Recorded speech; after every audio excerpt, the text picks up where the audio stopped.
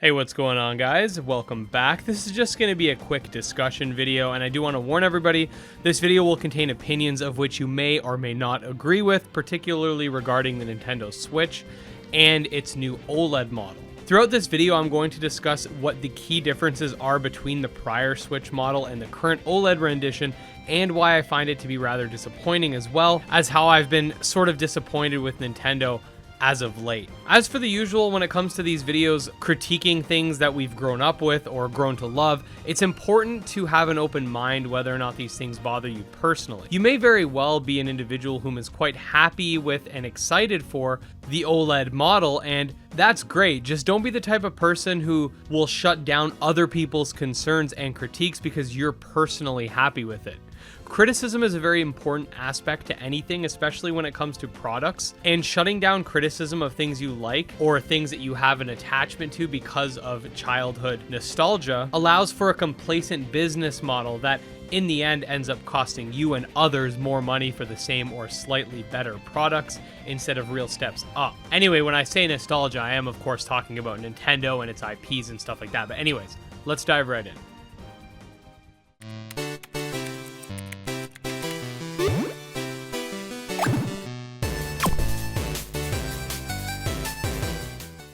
Okay, so let's start by comparing the key differences between the new OLED Switch and the regular Switch, or the version 2 at least.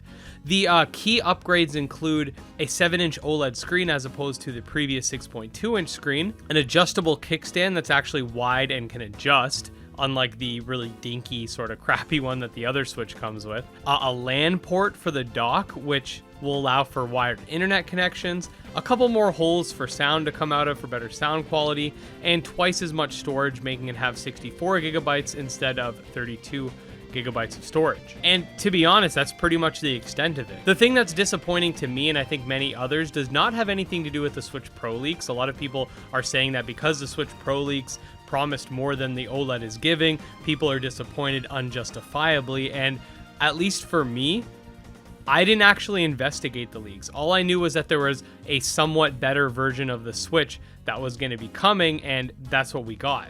I think the disappointment comes from the marginal increase in which it's better than the previous Switch. It seems so minuscule and so cash grabby in a lot of aspects. When we actually take a look at the things that were improved, we also notice that these are either things that should have been present from day one, or they don't benefit home console players. There are a lot of people who don't care about the Switch being mobile, and I think that's something that a lot of people downplay. I oftentimes get asked why I don't personally like the Switch very much, or why I'm not a big fan of the hardware, and whilst the Switch definitely has some great games, they're held back by the hardware in which they're put on. Games like Smash Bros are held back by crappy internet connections, Breath of the Wild is held back by frame rate drops, etc.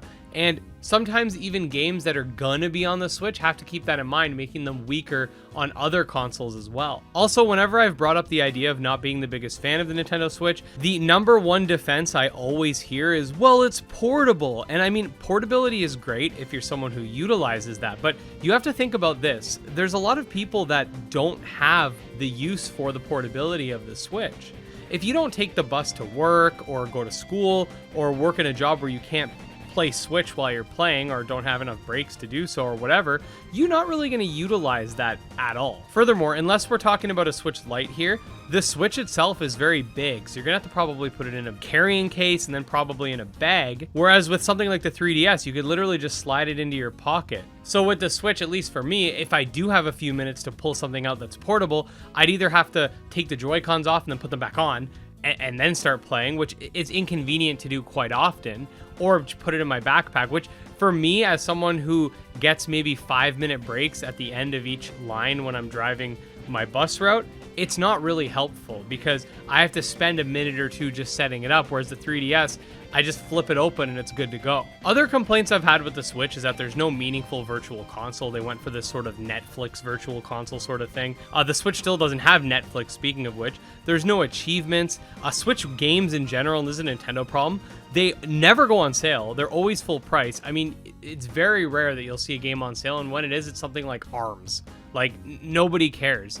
Breath of the Wild is still $80 Canadian if you want to buy it. Whereas other games that are brand new for PS4 or I'm sure it'll be the same way with PS5 in the future. Obviously, the system's new, so you won't see that now. But games that are from the same year as Breath of the Wild, you can get for like 20 bucks. Tangent aside, what I'm trying to get at is that the Switch has always seemed to be pretty subpar in comparison to the other current and even previous generation of consoles, and this OLED model is a further example of the gap that's being created. The only actual benefits that come to home console players when it comes to the OLED model is the LAN port, which has been around on other consoles forever. The fact that this is even being advertised is a joke. I'm disappointed that the Nintendo Switch and its subsequent models don't care about their home console base. The Wii U system was a very poorly performing system for various reasons, and it wasn't solely because it was a home console. There are reports that games were difficult to develop with the gamepad, amongst other things, making the Wii U not having the exclusives that were worth buying the console itself for a lot of people. While all this was going on, the 3DS was doing amazingly, so Nintendo's choice to create a hybrid console definitely makes sense in that they wanted to do something that was safe and help them recover from the Wii U crisis. But I do think that they ended up alienating a lot of people that actually did buy into the Wii U or prefer home consoles. The biggest disappointment for me is that they didn't think about people that actually want to keep their Switches docked and want to play at home, but instead are catering solely to the handheld market, which, hey, if you're someone who uses a Switch primarily handheld, you'll be fine with this. You'll probably actually be excited for the OLED for various reasons, but remember, just because these issues don't affect you doesn't mean they're not valid. There are a lot of people who, like me, would have preferred maybe some more powerful specs, even if that meant we couldn't undock the Switch. But they still haven't added anything even remotely comparable to the current generation of consoles, let alone PS4 and Xbox One. My biggest thing is if you're going to price your console at a similar price to others, then you have to be able to stand up and be compared to them and be able to stand alongside them. I'm not saying the specs have to be one for one. Obviously, the Switch is going for something else, but the capabilities are just so vastly different, it doesn't feel justified for its price.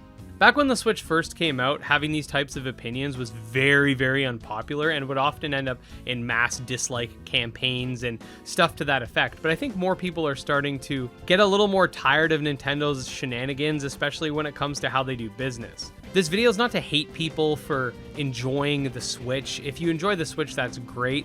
If you're a student or you take it on the bus or you need to get around and you need to do something to keep your mind off things when you're out, the Switch is great. It's great for people that are fine with that. I mean, if I was still in college, I'd probably absolutely love my Switch. But as someone who plays video games at home, with this being a hybrid console, I don't really feel it's a hybrid. I just feel like it's a handheld console that happens to be able to be projected on the screen.